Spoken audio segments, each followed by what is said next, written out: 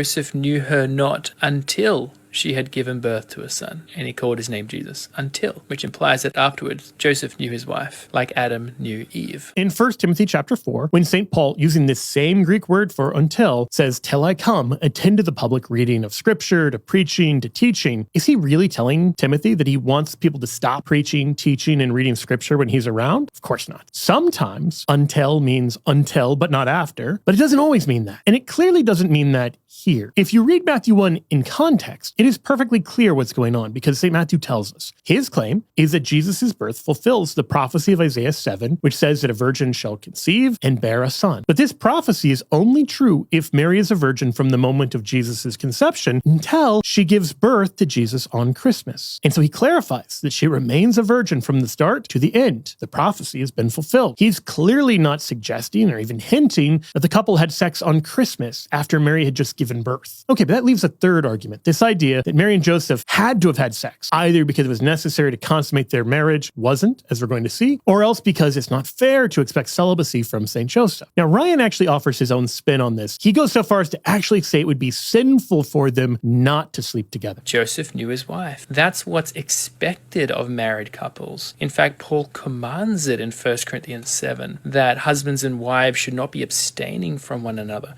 Leaving aside that 1 Corinthians is written long after St. Joseph was dead, St. Paul not only doesn't give a command on the matter in 1 Corinthians 7, he even tells us, "I say this by way of concession, not of command," and then adds that he wishes that all were able to live celibately as he does. So hopefully it's clear that the arguments commonly raised against the perpetual virginity of Mary are weak, and they distort the Bible in the same way, by forgetting that Jesus, Mary, and Joseph lived in a different culture, speaking a different language, and that we shouldn't automatically assume that we can guess what they meant by brothers or intel, or that their marriage customs look the same as our own.